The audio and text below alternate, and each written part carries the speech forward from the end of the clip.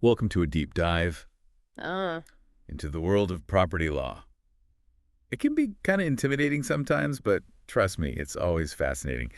So you're gearing up for your LLB exams, so right? that's right. Well, we've got some really great SEO-friendly notes on property law. They're technically for students, but let's be real, this stuff is useful for anyone. Like, even if you just want to know if you can paint your rented apartment that crazy neon green color you've been thinking about. Exactly. It's all about knowing the rules of the game. For anything you own or, think you own, or might own someday, you never know. Okay, so let's start with the basics. What exactly is property law? I mean, it sounds pretty simple, Right?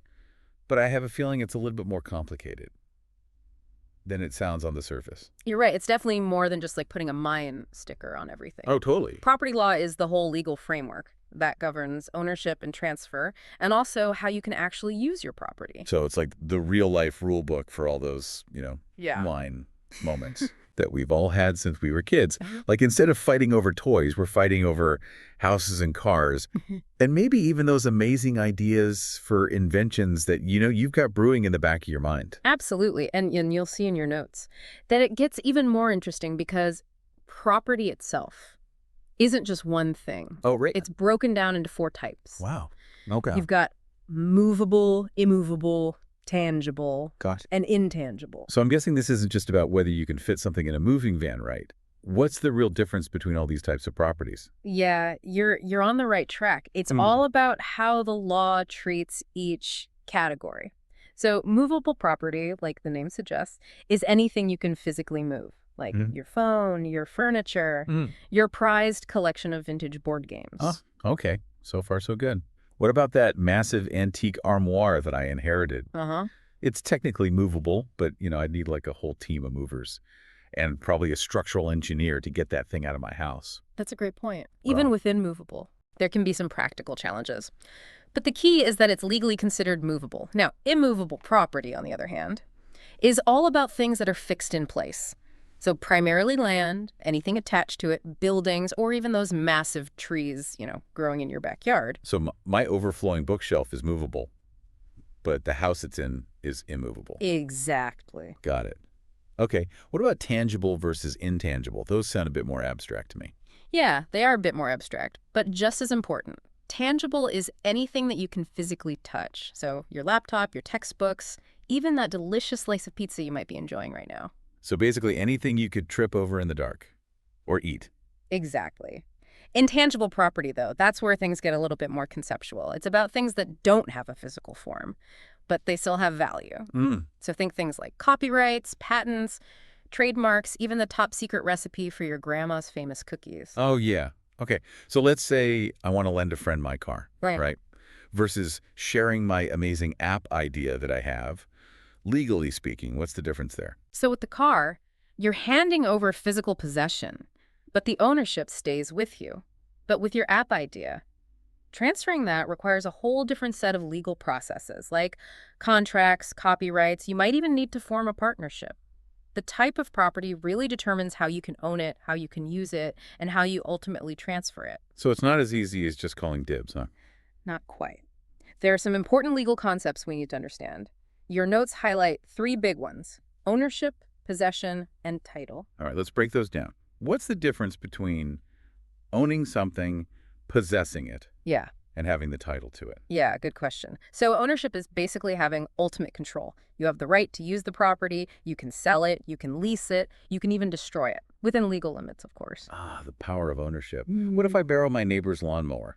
I possess it for a while. I don't own it. Exactly. Possession is about having physical control, even temporarily, whether you borrowed it, rented it, or maybe even found it under mysterious circumstances. Oh. You have it in your hands, but it might not ultimately belong to you. Oh, that reminds me of this one time.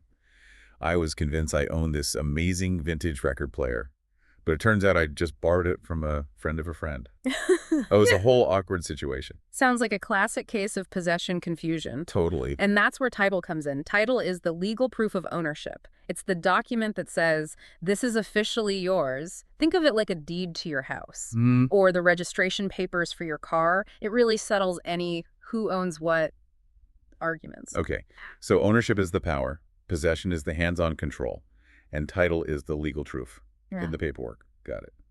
But how does property actually change hands? Like what happens legally when you buy a house? Or inherit a family heirloom? Well, in India, the big player in that game is the Transfer of Property Act of 1882. Wow. This act lays out the rules for how property can legally go from one person to another. Wait, there's a whole act just for that? Yep. And it covers all the nitty-gritty details. Now, don't worry, we won't go through the entire act line by line. Okay, good. But there are a few key sections worth knowing. Section 5, for example, defines what a transfer of property actually means, while Section 6 lays out what things you can't transfer. Oh, forbidden property. What kind of things are we talking about? Can I transfer ownership of my bad habits? Mm-hmm. Asking for a friend. Unfortunately not. Those are yours to keep. Darn. But Section 6 does highlight things like transferring something that doesn't exist yet. So you have that genius idea for a flying car. You can't transfer the rights to it until you actually build the darn thing. Makes sense. You can't sell what you don't have. So what can be transferred? Aside from the obvious stuff, houses and cars. And maybe those vintage board games you mentioned. The Act covers a lot of ground, including things like easements, leases, and mortgages. Hold on. Those are starting to sound like legal jargon. Can we break those down a bit? Absolutely. So an easement is basically the right to use somebody else's property for a specific purpose. Think of it like a legal pathway. So if your driveway crosses your neighbor's land to get to your garage, you have an easement to use that part of their property. Oh, okay. That makes sense. What about leases? I'm guessing that's all about renting. You got it.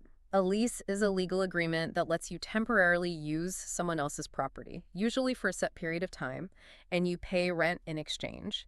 It's what you sign when you rent an apartment, a car, or even that awesome sound system for your next party. All right, leases, I understand. Mortgages, those always sound a bit more intimidating. They can be, but essentially a mortgage is a way to use your property as collateral for a loan. So you're transferring an interest in your property to the lender as security for the money you borrow.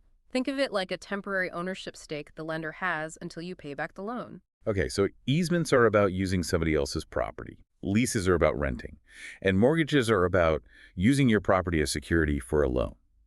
Got it. Mm. But back to the Transfer of Property Act, it covers how property is transferred. But what are the actual ways this happens? What are the different methods for property changing hands? So the Act outlines several modes of transfer. You'll see them in your notes: sale, lease, mortgage, gift, and exchange. So buying, renting, taking out a loan, getting a present, and swapping seems straightforward enough. Are there any surprises lurking in these modes of transfer? Well, each one has its own specific set of rules and requirements.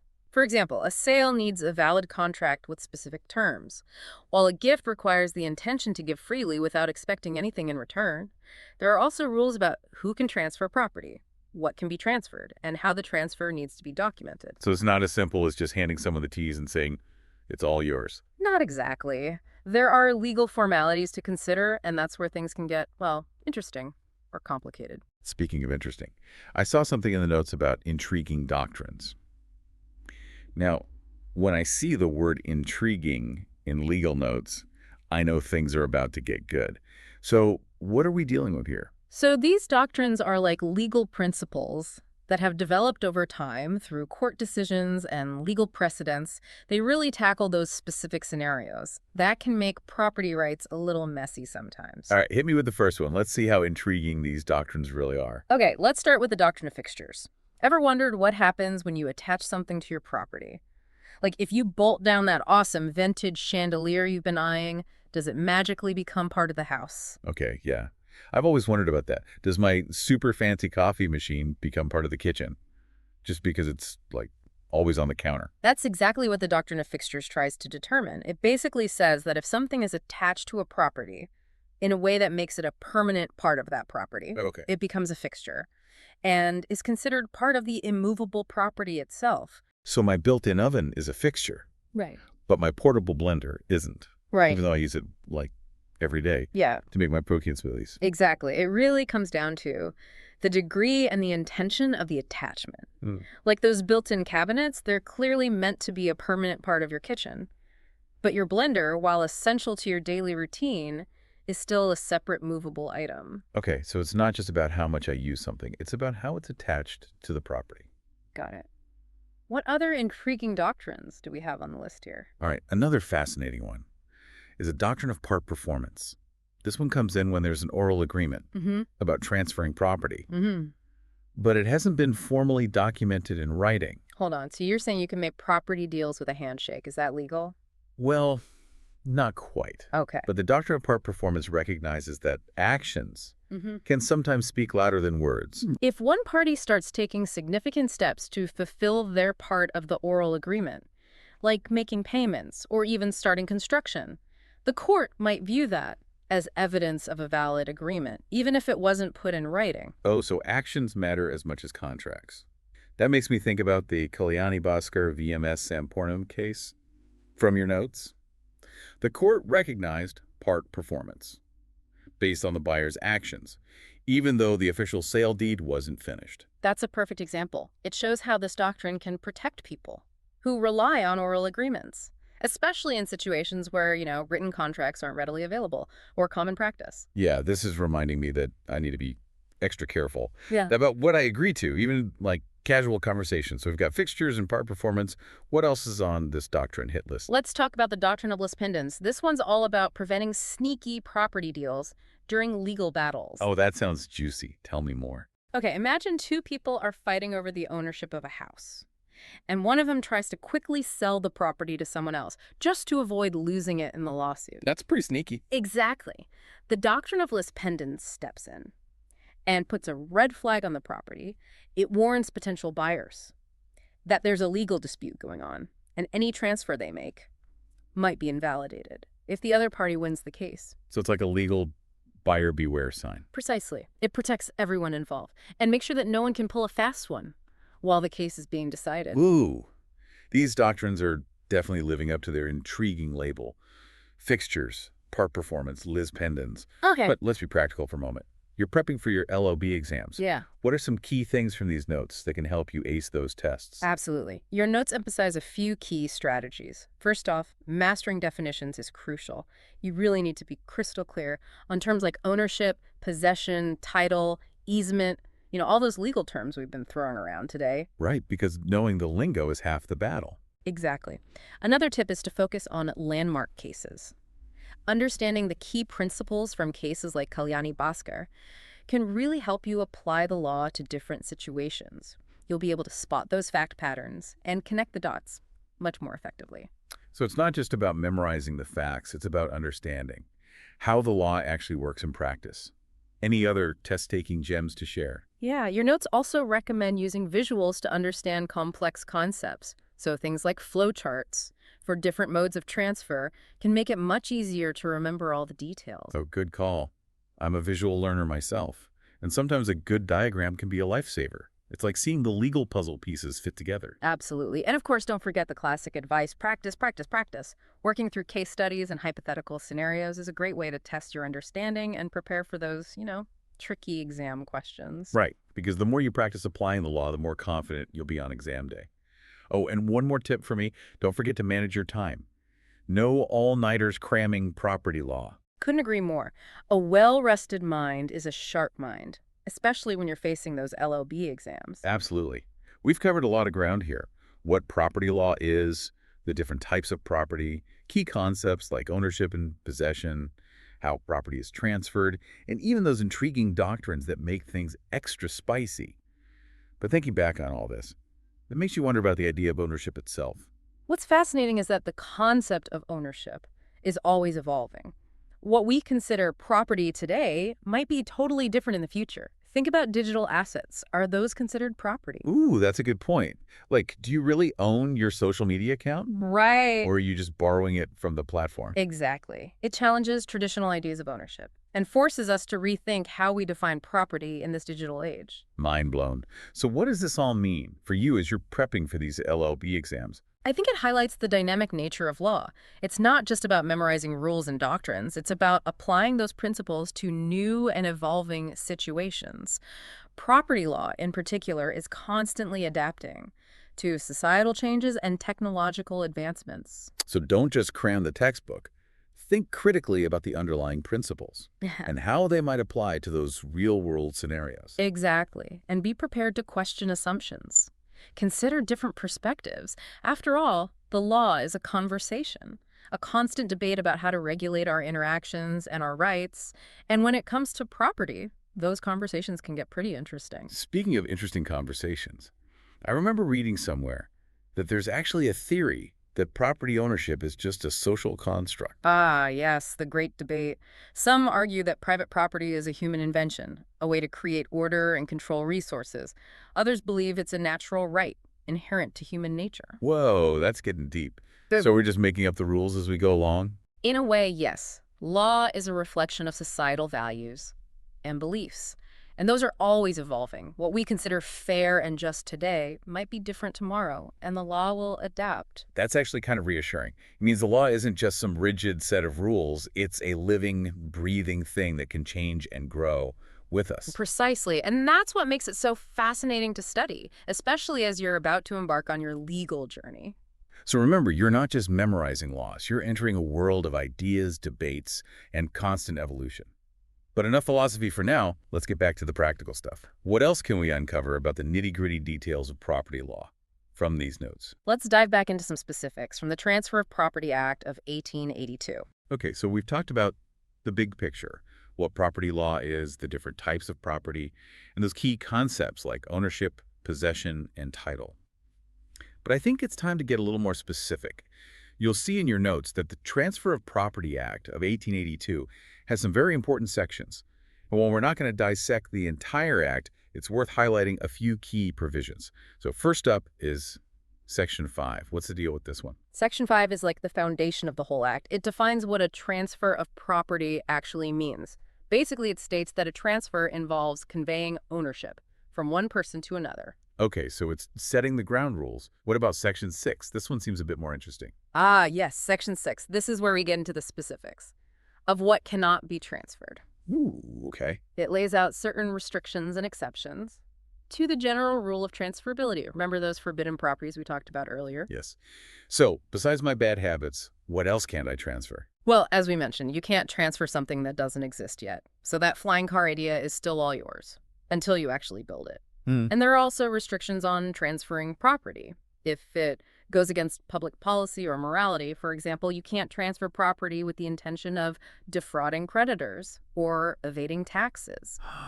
So the law isn't just about protecting individual rights. It's also about upholding societal values and making sure things are done fairly. Exactly. Section 6 is a prime example of how the law tries to balance individual freedoms with the greater good. Okay, so we've got Section 5 defining what a transfer is, Section 6 outlining what can't be transferred. What other sections from your notes should we highlight? Since we talked about those different modes of transfer, like sale, lease, and gift, it's worth looking at the sections that deal specifically with them. Okay. Section 54, for example, governs the sale of immovable property. Yeah. It lays out the requirements for a valid sale deed, the necessary documentation, the procedures for transferring ownership. So if you're buying or selling a house, Section 54 is your go-to guide. Absolutely. It helps ensure that everything is done legally, transparently, and that it protects both the buyer and the seller. What about the leases? Is there a specific section for those? You bet. Section 105 covers leases of immovable property. It outlines the rights and obligations of both the landlord and the tenant, the terms of the lease agreement, the procedures for ending a lease. So if you're renting an apartment, Section 105 is your new best friend. Exactly. It helps make sure both sides understand their rights and their responsibilities, and that everything is fair during the tenancy. And what about gifts? Any specific section for those? Of course, Section 123 deals specifically with gifts of immovable property. It defines what a valid gift is, the requirements for making a gift, and the legal implications of gifting property. So if you're feeling generous and want to give someone a house, Section 123 is the guide to making it official. You got it. It makes sure that the gift is given freely and voluntarily, without any pressure or coercion, and that the transfer of ownership is legally sound. Okay, so we've got Section 5 defining transfers, Section 6 outlining what can't be transferred, and then specific sections for sale, Section 54, leases, Section 105, and gifts, Section 123. Even though these are just snippets from the Transfer of Property Act, it gives you a good idea of how this act provides a comprehensive framework for regulating property transactions in India. Absolutely. It's like a detailed rule book designed to ensure that property transfers are handled fairly, transparently, and legally. And it shows how property law isn't just about abstract ideas.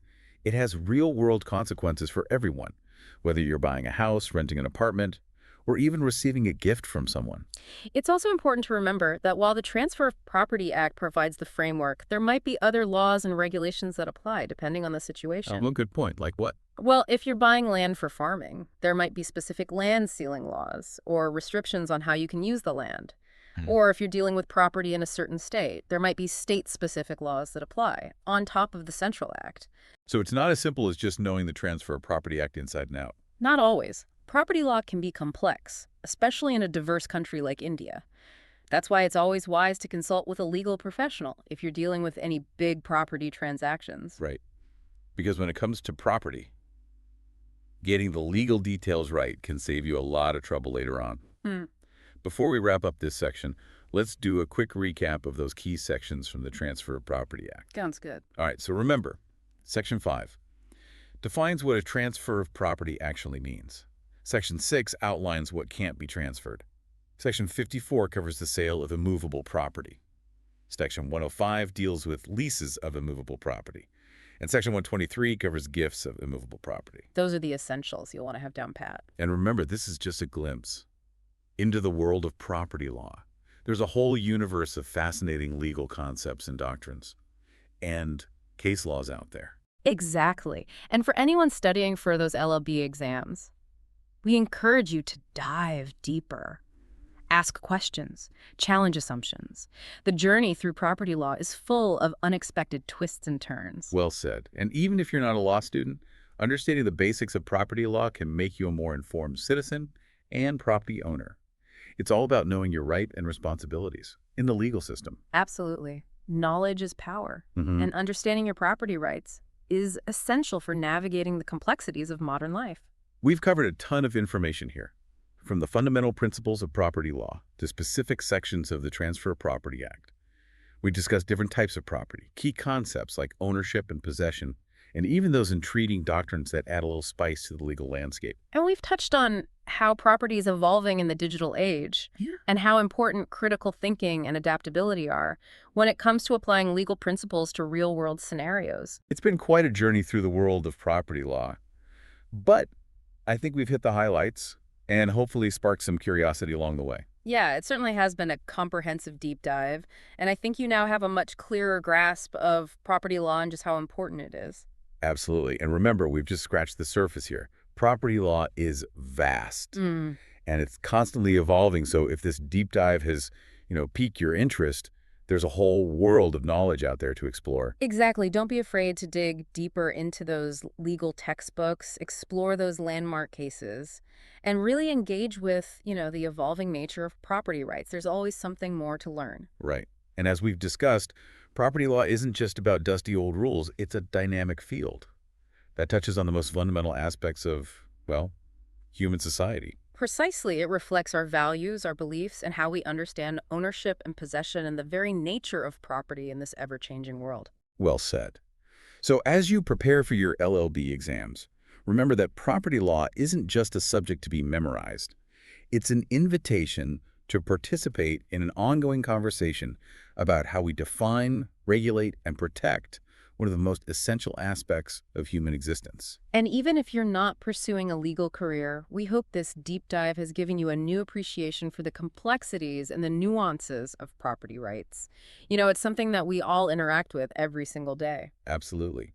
Because whether you're buying a house, renting an apartment, or even thinking about the digital assets you use online, understanding the principles of property law can empower you to navigate that legal landscape with more confidence and awareness. Well, I think it's time to wrap up our exploration of property law. We've covered a lot of ground here, from the basic definitions to those intriguing doctrines and the key sections of the Transfer of Property Act. Hopefully, we've equipped you with a solid foundation of knowledge and sparked that curiosity to delve even further. I think we have. Remember, even if you're not a legal expert, understanding those fundamentals of property law can empower you as a citizen, as a property owner, and as a participant in our legal system. Keep those legal minds sharp and don't be afraid to ask questions and challenge assumptions. Remember, the law is a constantly evolving conversation, and everyone has a voice in shaping its future. Well said. And on that note, we'd like to leave you with a final thought. As you go about your day, just consider all the things you own, possess, or have rights to. Think about how you came to own those things. What are your responsibilities as a property owner? And how do your property rights intersect with the rights of others in your community and in the wider world? Ooh, that's a great question to ponder. It reminds us that property law isn't just some abstract concept. It's deeply woven into the fabric of our everyday lives. Exactly. Keep those questions in mind, and as always, feel free to share your thoughts or any questions you have in the comments section. We love hearing from you. Absolutely. And until next time, keep exploring, keep learning, and keep diving deep into the fascinating world of law. Thanks for joining us.